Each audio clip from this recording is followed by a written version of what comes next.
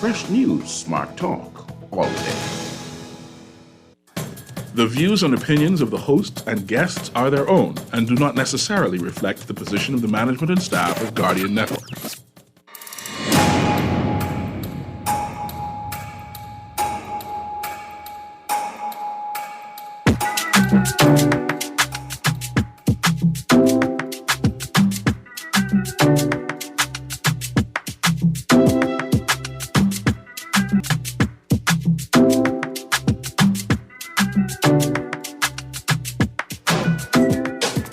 Good morning and welcome back to Guardian Radio 96.9 FM, your station for Fresh News Smart Talk all day. It is Tuesday, the 7th of February, 2023, and you're on the clock with Erin, Greene. On the clock, we engage organizations, institutions, social and cultural leaders, and ordinary people to better understand the impact of public policy, private sector development, and emerging social and consumer trends. On the clock, we have conversations that help us understand and navigate a rapidly changing Bahamas.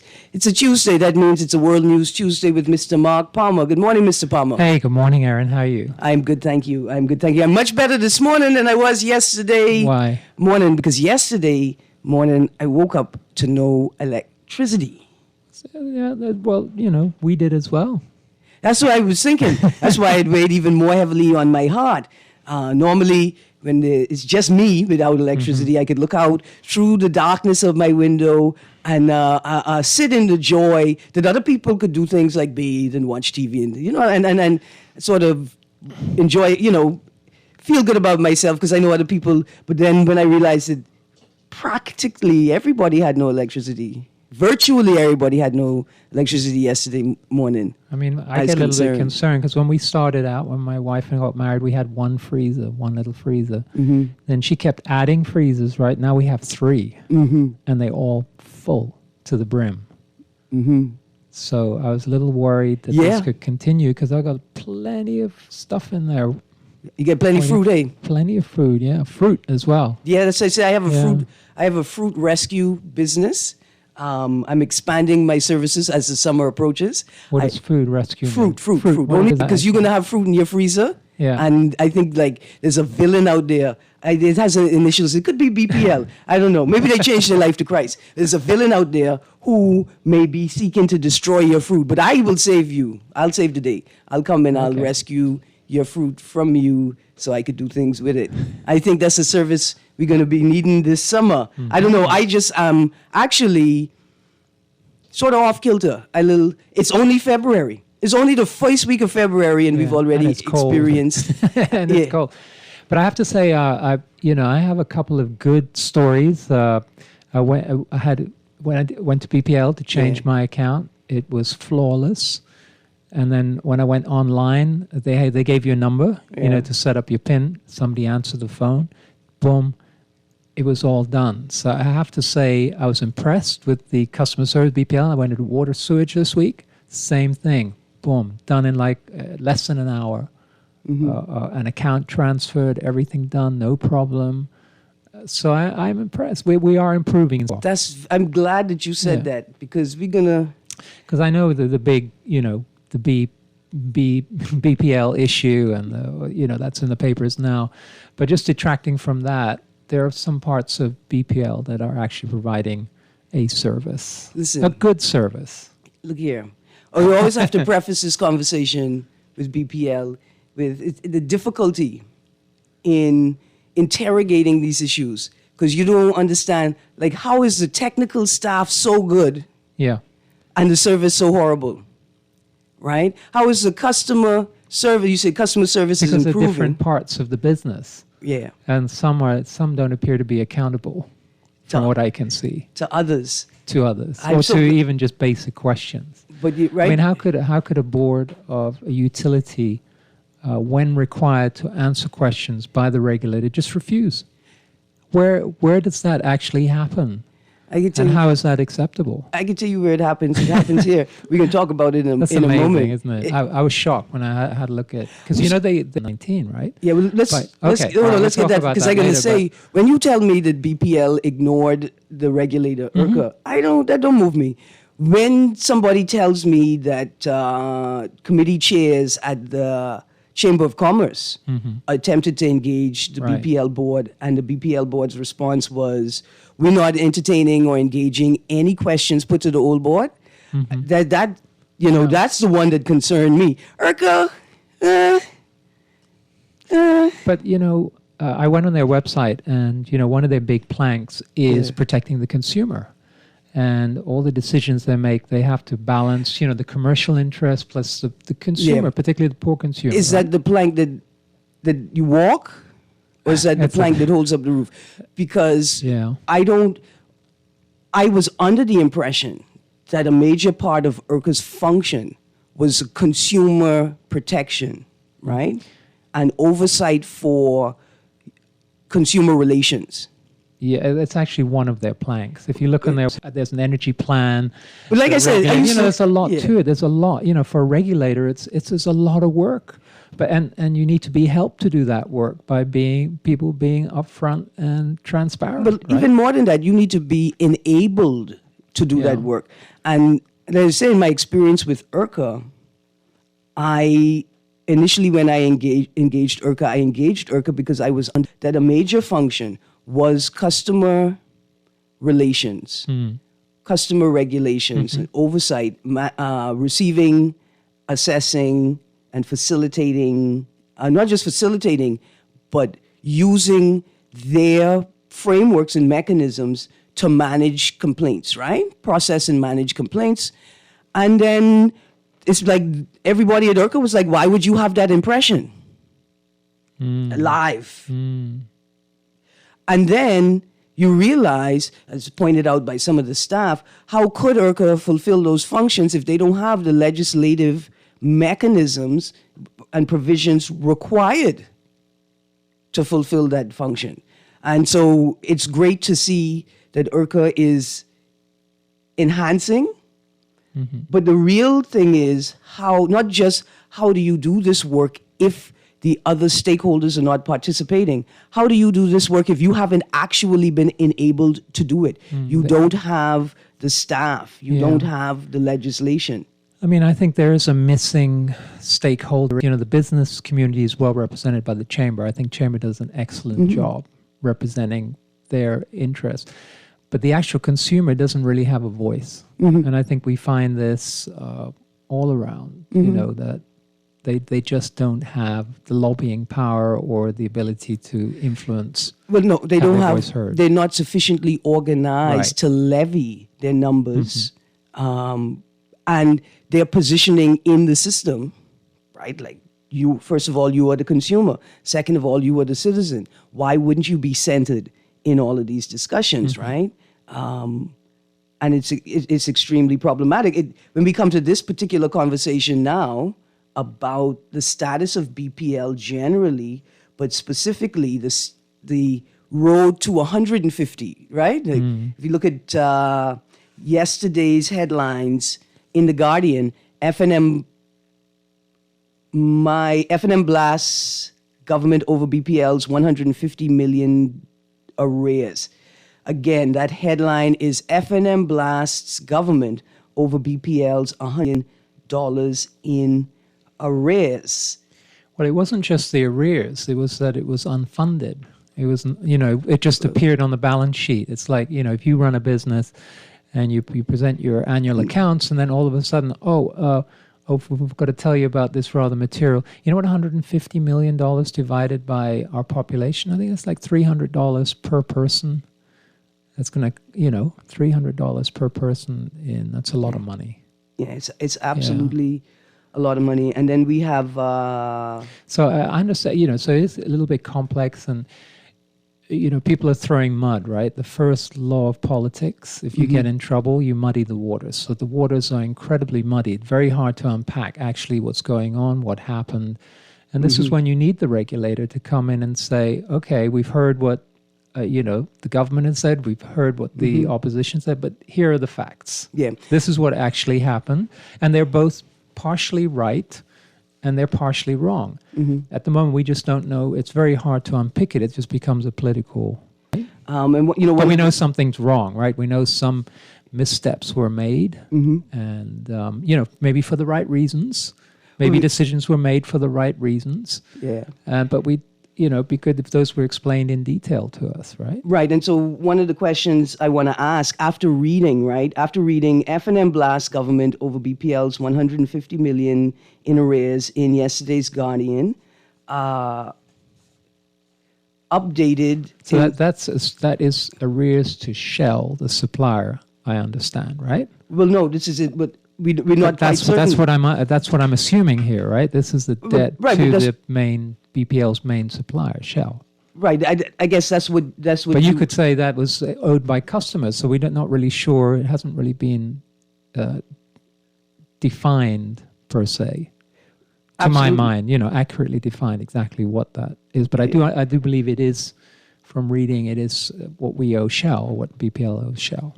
Right. But from reading the article, what I've come to is there's no certainty. We have statements. Yeah, you know what I find surprising is, with all the journalists we have at The Guardian, The Tribune, surely one journalist could unpick this. Pause. And give him a second, Mark. Yeah. Give him a second. Because here's what I'm saying, right?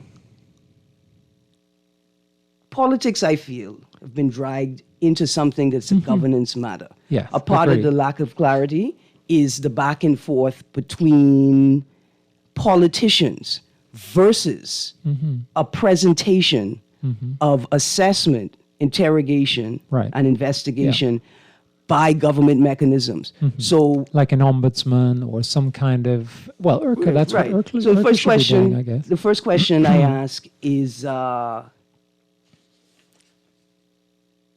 can IRCA access and publish the answers to the questions raised in these articles, right? So F&M blast government, that's Guardian, updated BPL's hedge mishandling to cost Bahamians $150 million, Nassau Tribune. When we go to today's Tribune, who's to blame us? And of course, we finish it up with the Guardian, Davis shifts tone on BPL, right? So the first question I have is, can IRCA, with the provisions that form it, access and publish the answers to the questions raised in these articles, right? The Guardian had some great questions in that article. The second question I have is, can this matter and the questions raised in these articles and or by the FNM in the form of the leader of the opposition be interrogated by the Public Accounts Committee? So that's what I want to know. Why is Pintard, why is the leader of the opposition going back and forth with the Prime Minister and Alfred Sayers in the House of all places where they have this sort of privilege, right? They aren't required to speak with the same accuracy that they would in a courtroom, right? Why wouldn't the Public Accounts Committee take up this report? Because what we know is that the Public Accounts Committee can only interrogate or investigate reports that have been tabled. So why can't this matter be addressed by the Public Accounts Committee as opposed to this political back and forth? The third question is, can an autonomous information commissioner and the FOIA bring clarity to the matter? So when we delve into all of these articles, I'm so sorry I didn't print, I like to print out the articles so I could see it like a school book. I have the newspaper here. The questions... Because I would just, as a person, just a lay person, we're just very confused at the moment. How do they come of billing, which appears to be in contravention of the Electricity Act. And so there's an allegation, right, that the new billing system wasn't actually provided for. Right. So you're wondering, okay, maybe they contravened the act, but maybe it was for a good reason. Well, I think what it is that the act was amended to be able to operate the hedge. The act was amended to be able to operate the hedge. The act was not amended to address the fact that the hedge is no longer in operation, right? And that's what the problem is. The real issue is this, Mark. If IRCA was allowed to function as it's intended to function theoretically, would this have happened? Would IRCA have caught these missteps or mistakes and straightened them out? Well, no, I'm actually talking about the allegation of that new billing system they came up No, with. but So Mark, that's what they said is that there was a different rate for consumers based on consumption, and creating different categories of consumers. That isn't. They don't have an act that actually speaks to that. So they just came up with that. They hadn't followed the Electricity Right. Act to come up with that new. Yeah, that's structure, fine. right? But if IRCA was functioning the way it was supposed to be functioning, right, as an autonomous body that provides oversight and dictates, or at the very least recommends policy decisions when your suggestions don't align with the regulatory framework and the legislation it's rooted in, right? If IRCA were allowed to function properly, they would have caught these things. And whether they expected the government to yield to their suggestions, there should be a report somewhere that says, listen, before you do this, refer to this. B, before you do this, refer to the Attorney General's office to determine whether you can do that, right? And so IRCA in that instance, in terms of answering these questions, would an autonomous information commission powered by and using the provisions of the Freedom of Information Act be able to access this information and bring clarity to the matter? Because while Because these are not easy decisions, right?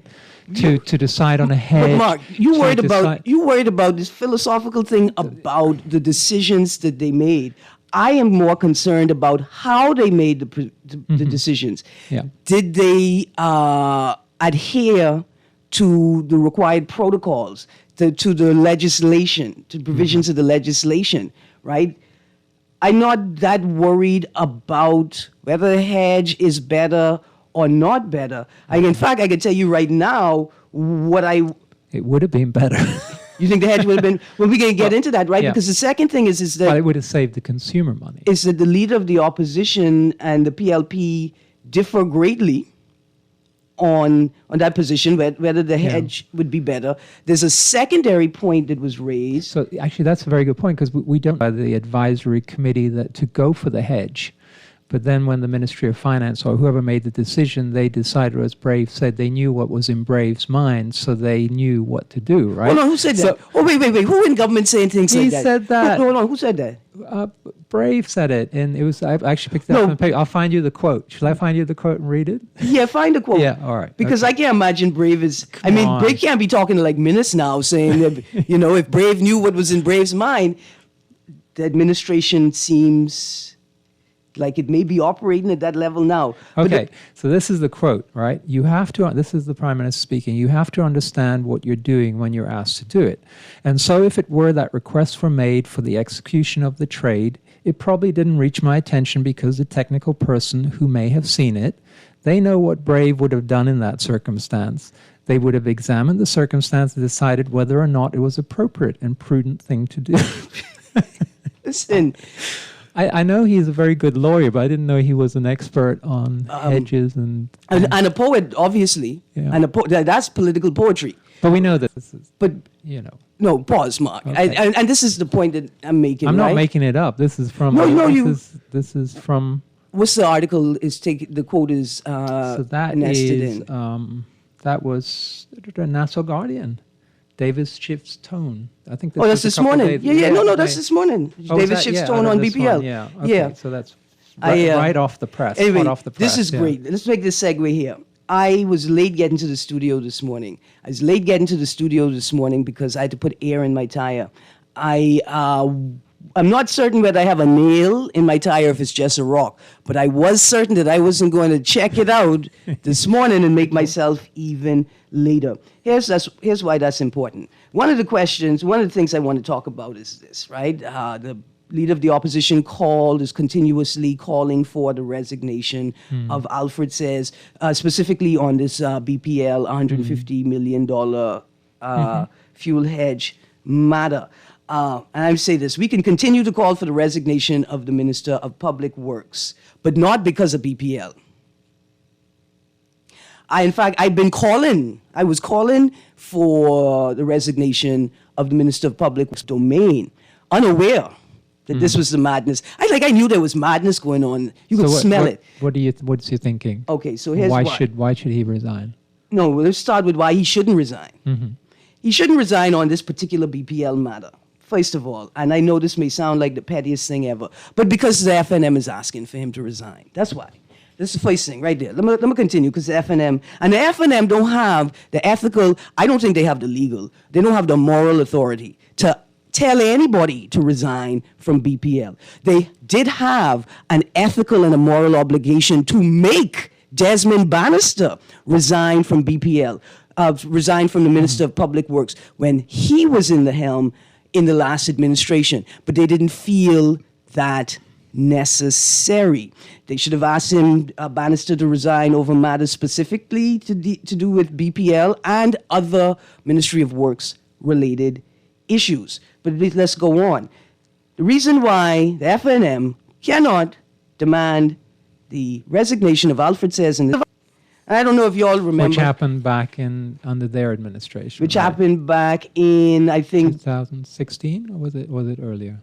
I think it was earlier. There's 2012 to 2017. Oh, okay.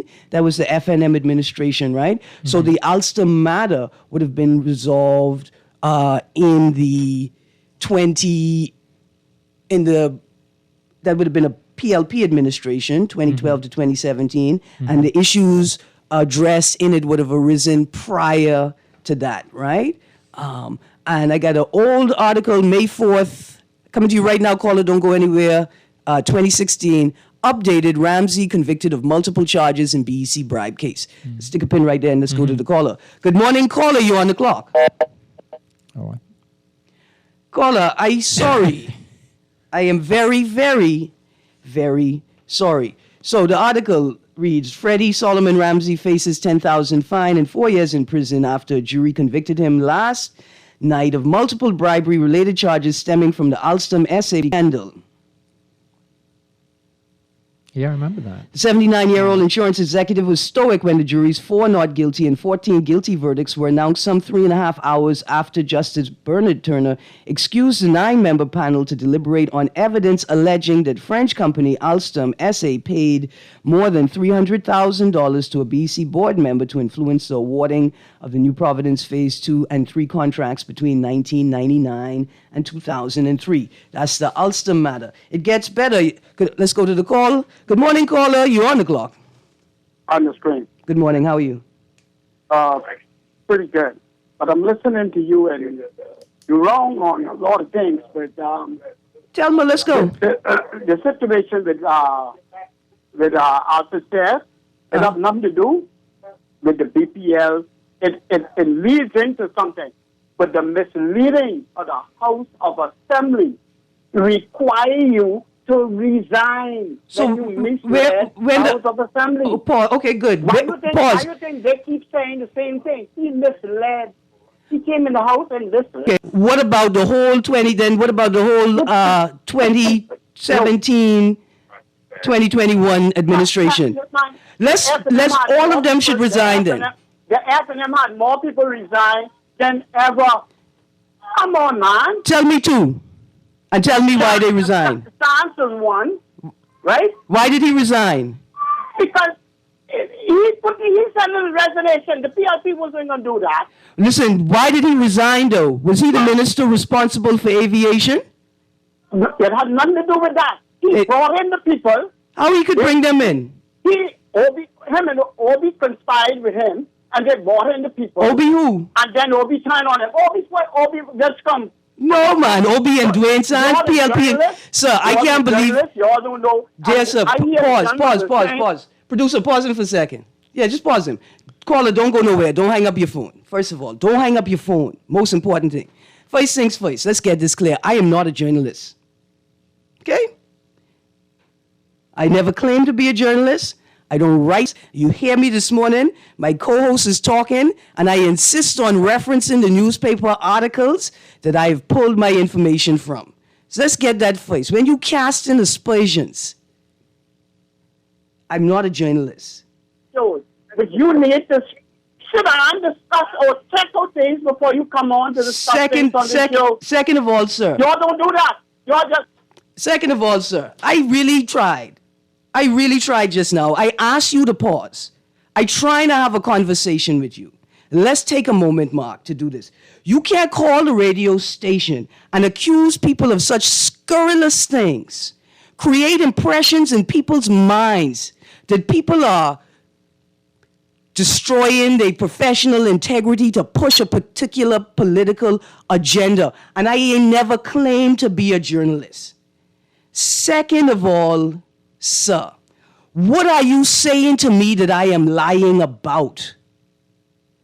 Did I ever say that no FNMs resign ever? In life I ever said that? Why are you using Dwayne Sands as an example, and I'm going to tell you why. Because Dwayne Sands didn't resign with integrity and honor. To resign with integrity and honor is to declare, to disclose fully and entirely what happened.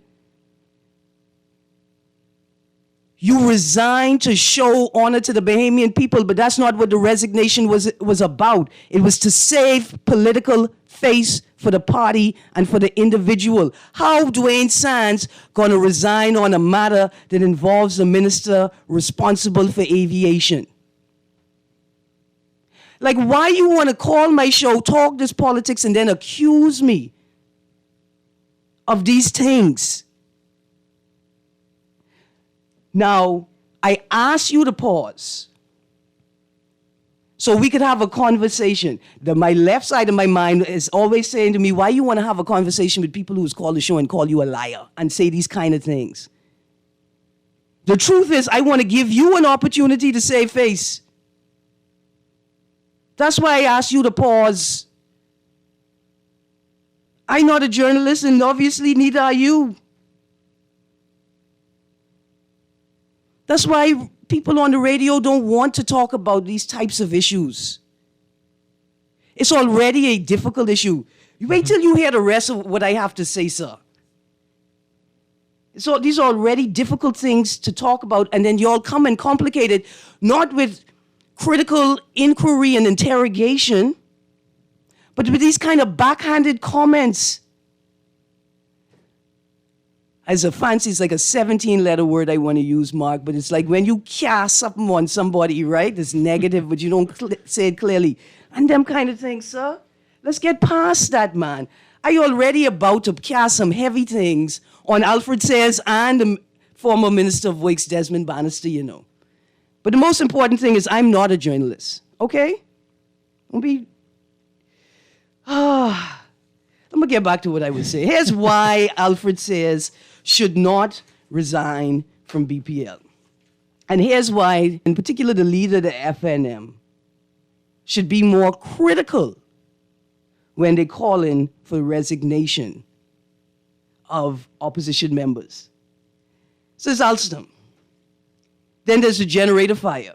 And then there's the report into the investigation, into the leaking of the generator fire file report. There's all of that. All of that. And then the BPL board under the FNM administration that refused to take questions, even from the Chamber of Commerce. And from IRCA. And then there's... reply to IRCA's questions, too. Right.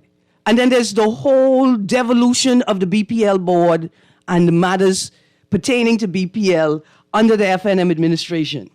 Did anybody, except for Erin Greene, call for the resignation of Desmond Bannister at that time? And I'm not talking about other PLPs, because that's partisan politics. That's just empty noise that they make to anybody else call for it. Now, here's why, we could go to the caller producer. Here's why Alfred Sayers should resign from... Why? Roadworks. I know that's your The only thing roadworks Okay. doing is waking on people's nerves. Like the literal nerves. Integrity of people's bodies are being compromised because of just the complete and utter lack of road maintenance and attention to their jobs. Public infrastructure. First of all, I really thought SARS would have been the one to shift the government policy on how they maintain and manage buildings under their care. Let's take a pause there. We're going to continue that list after we take this call. Good morning, caller. Morning, Erin Greene. How you do? You know, we should agree to disagree. I have to commend Mr. Sears. Let me tell you why. Mm-hmm.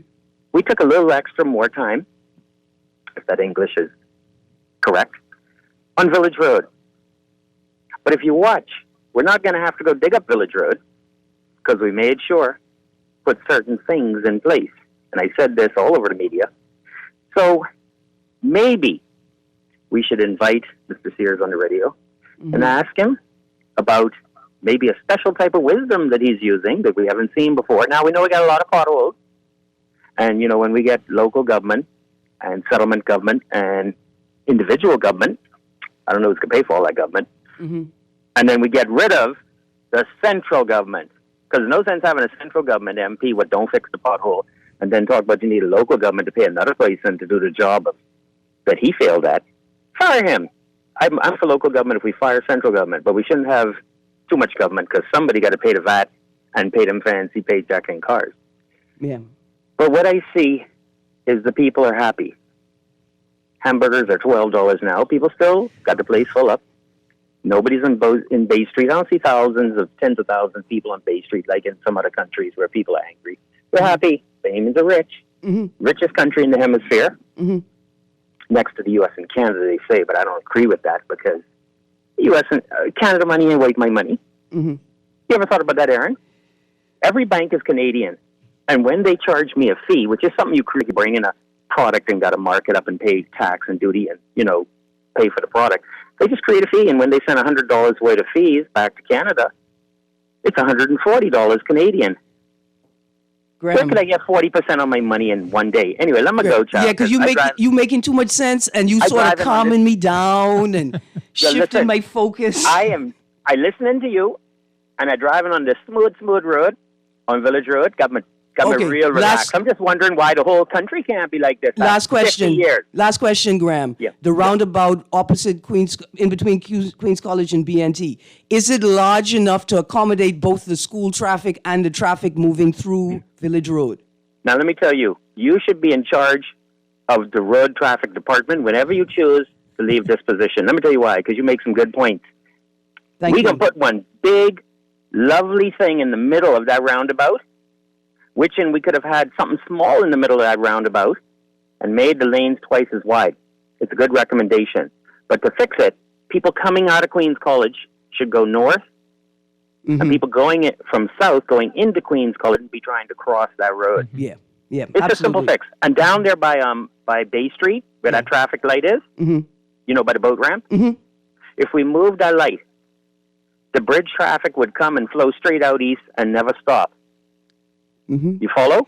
I got you, but I tell you what, I got to let you go on that point there, Graham, because you may be right, but we got this sort of cultural issue where we find that all the roads leading from the south to the north have slower rates of movement than like east to west. That's a fascinating point, though, Graham. The way to fix that is make East Street north, and Blue Hill south, and that would be ending all of your troubles. Thank you for the idea, Graham. Thank you very much. I got to go to a break. Thank you, Graham. I guess you did what the universe intended. Got to go to a break. You're on the clock. We're going to be right back. You guys stay tuned. Do you know you can get your business cards designed and printed for as low as 18 cents a card? If it's a poster you want, you can pay as little as $6 a square foot.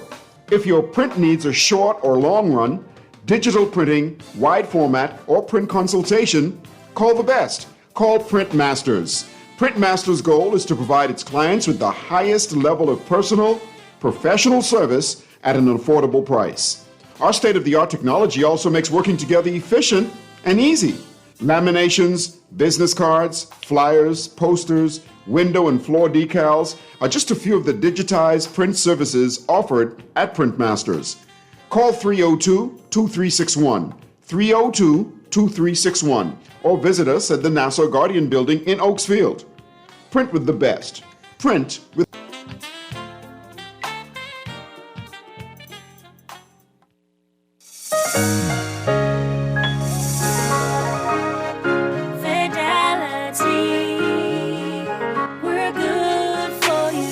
With so much going on in the world today, only accepting cash at your business can be risky.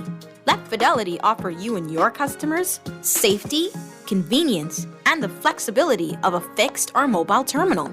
Take it with you, on the move and on the go, because business should never stop. For more details, speak to one of our business development officers at 356-7764 in Nassau or 352-6676 in Freeport. Visit our website at fidelitygroup.com or visit us at any of our branches.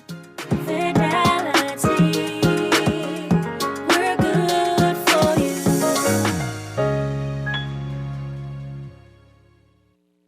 It's a new year, and you're super excited to start the year off right. You've made your New Year's resolutions, doing more exercising, healthier eating, saving more, making better decisions and all that. Products that encourages healthy living, promotes sound financial decisions, or even promotes a positive lifestyle. One smart decision is to advertise in the Nassau Guardian's Healthy, Wealthy, and Wise supplement. So if you're a physician, speech, massage, or physiotherapist, own a gym, nutritional deli, or restaurant, does your financial, insurance institution, or credit institution have the plan for investing wisely? Then that information should be in the Nassau Guardian's Healthy, Wealthy, and Wise supplement. One low price gives you an ad in the supplement plus 15 30-second commercials. Interviews also available on Star 106 Hits, Guardian Radio, and Hot 91. Contact your account executives or the Nassau Guardian now. Start the new year right in the Nassau Guardian's Healthy, Wealthy, and Wise supplement. This is Guardian Radio, 96.9 FM, Nassau, Bahamas.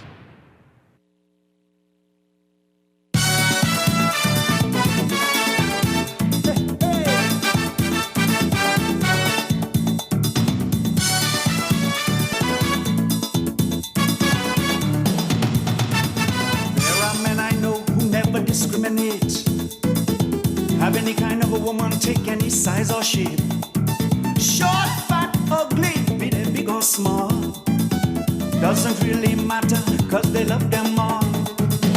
When it comes to me, I have a preference.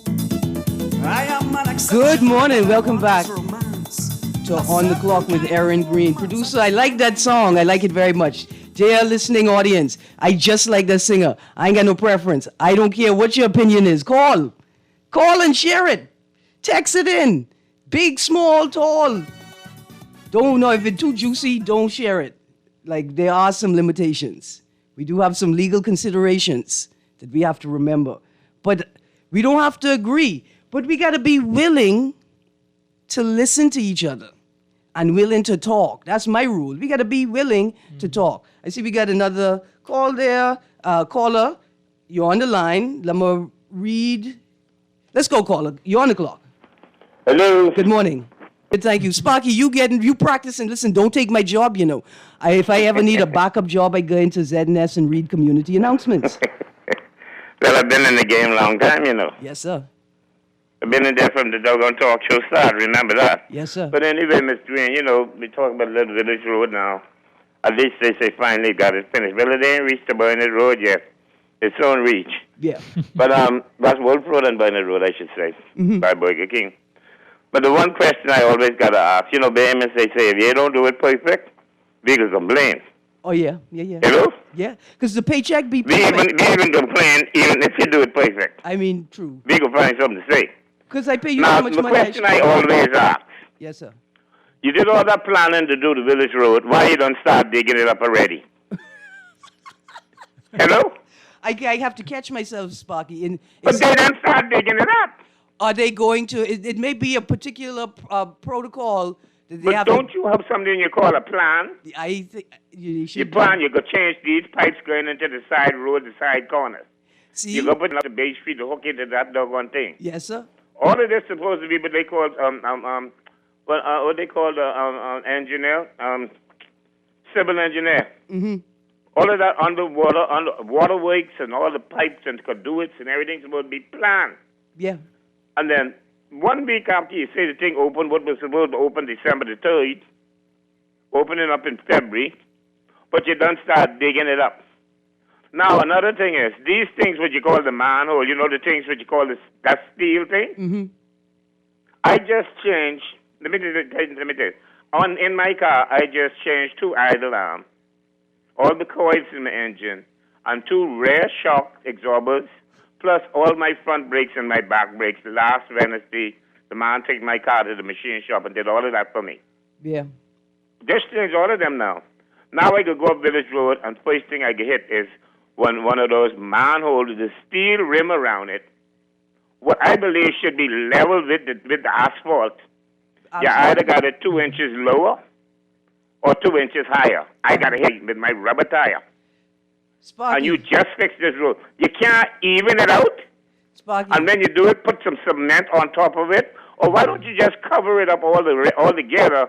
And you know where the manhole is. You could go there with these sauna things, and some beep will say that's the manhole right there. Sparky. You dig it up, do what you got to do, and then you level it back over. I mean, do you have to go off to university to learn that? Sparky, I gotta go. I appreciate your points entirely.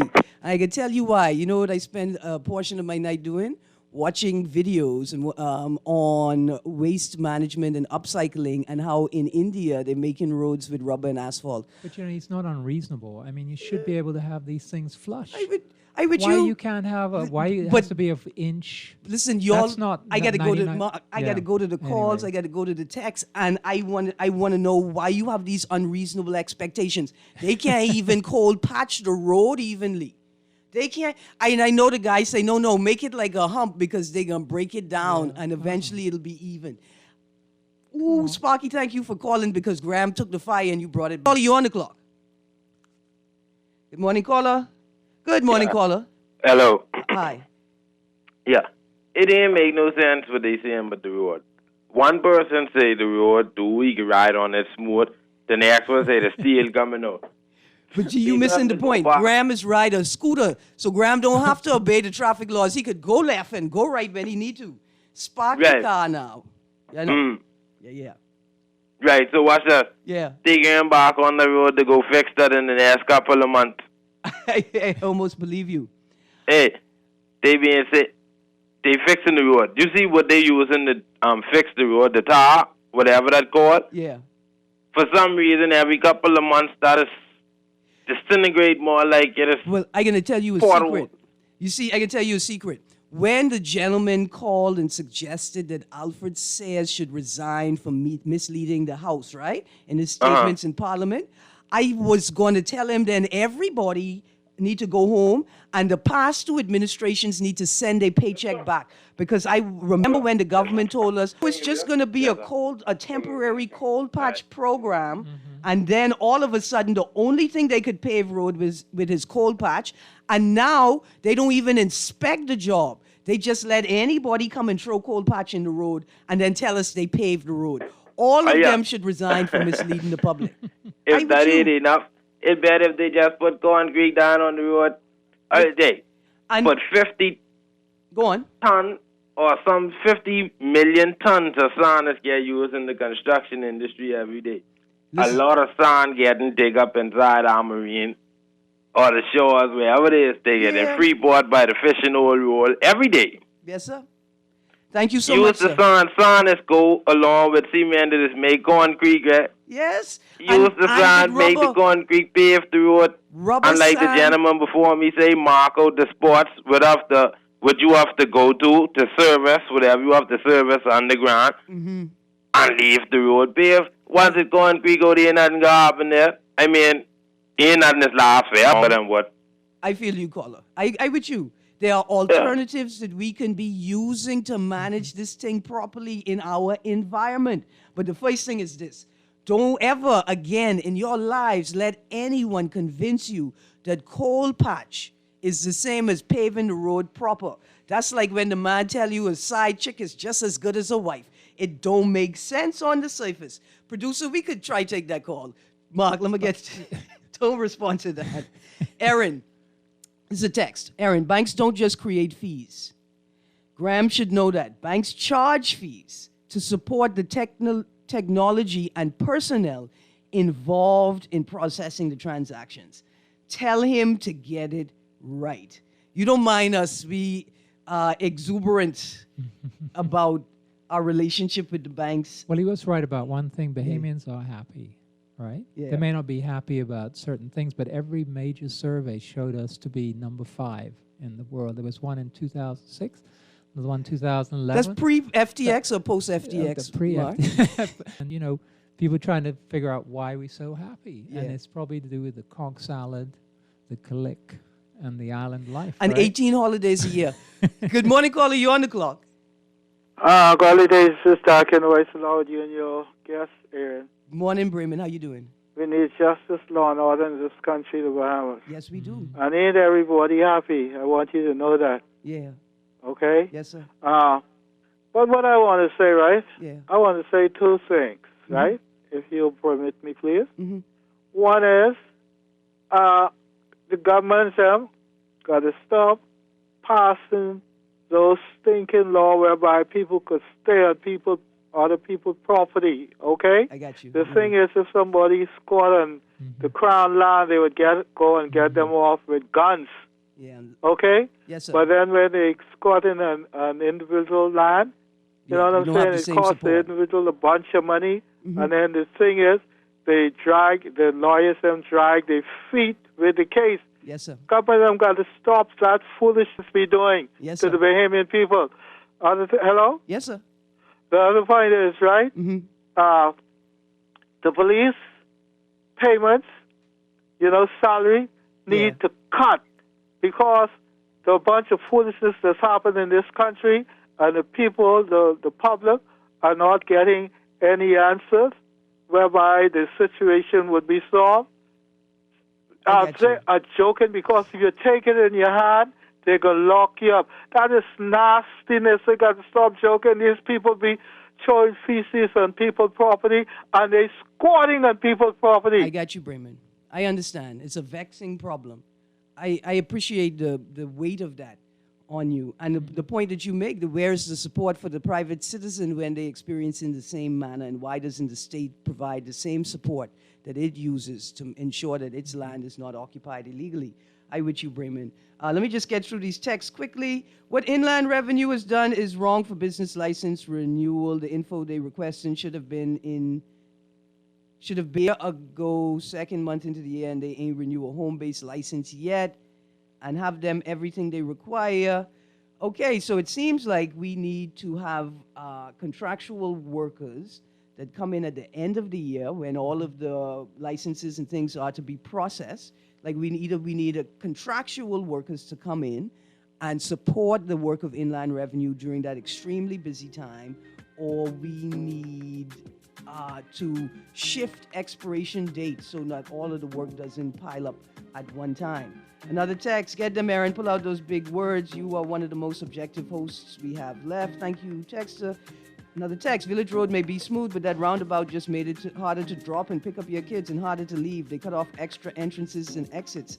It's a dumb. Also, don't appreciate the illegal squatter. Potential squatting on Village Road. Anyway, the top note I had, residents in Exuma are asking the Ministry of the Environment and Natural Resources and the Department of Environmental Protection and Planning to visit the island and address with waste management, in particular the disposal practices of some business establishments. I love how they call it waste management. No, it's I more call like it waste mismanagement. That was me. That was me. They're just trying to be polite. Oh, my bad. We all out of time. Gotta go. Looks I like thought I it, heard that yeah. music in the background. Texters, thank you see for joining Cecil. the conversation. Sparky, Graham, and the other texter, we had a good time. Don't forget to call back tomorrow. You guys have a great day. Guardian Radio AM with Cecil Nuri is up next.